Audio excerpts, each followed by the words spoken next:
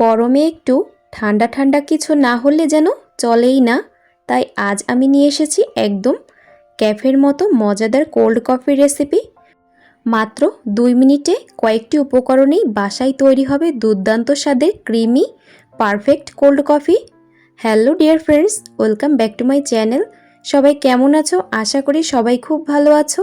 আজকের এই মন প্রাণ জুড়ানো কোল্ড কফি রেসিপিটি সম্পূর্ণ দেখার অনুরোধ রইল, আশা করি ভালো লাগবে।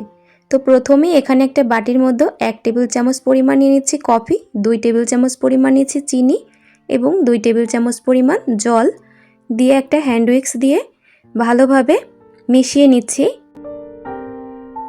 তো এই কাজটা ঠিক এইভাবেই করতে হবে। এখানে কোনো ইলেকট্রিক বিটার, ব্লেন্ডার বা কোনো কফি মেকার দিয়ে এই ফোমটা তৈরি করব না, এই হ্যান্ড উইক্সের সাহায্যেই তৈরি করব। কফির এই মিশ্রণটা আস্তে আস্তে কালার চেঞ্জ হয়ে যাবে। চিনিটা সম্পূর্ণভাবে গলে গিয়েছে। এখন খুব ভালোভাবে হ্যান্ড উইক্সের সাহায্যে ঠিক এইভাবে ফেটিয়ে নিব। তো কালারটা চেঞ্জ হয়ে গিয়েছে।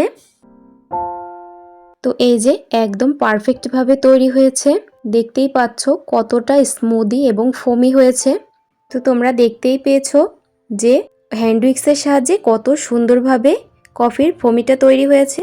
তো এবার এখানে কফি সার্ভ করার জন্য 2টা গ্লাস নিয়েছি এবং চকলেট সিরাপ দিয়ে একটু ডেকোরেশন করে নিচ্ছি। তো এই যে ডেকোরেশন করে নিয়েছি। তো এবার 2টা আইস দিয়ে দিচ্ছি। তো এবার বানিয়ে রাখা কফির মিশ্রণটা দিয়ে দিচ্ছি। 2 চামচ করে কফির মিশ্রণটা দিচ্ছি। তো এবার দিয়ে দিচ্ছি দুধটা আগে থেকে জাল করে নিয়েছি। তো এই যে এবার দুধটা দেওয়ার পর উপর থেকে আরও একটু চকলেট সিরাপ দিয়ে দিচ্ছি, দেখতে যাতে আরও সুন্দর লাগে। এইভাবে যদি বাড়িতেই তৈরি করা যায় মাত্র 2 মিনিটেই কোল্ড কফি, তাহলে তো আর রেস্টুরেন্ট বা ক্যাফের থেকে আর কখনোই এত দাম দিয়ে কোল্ড কফি কিনে খাওয়ার দরকারই পড়বে না।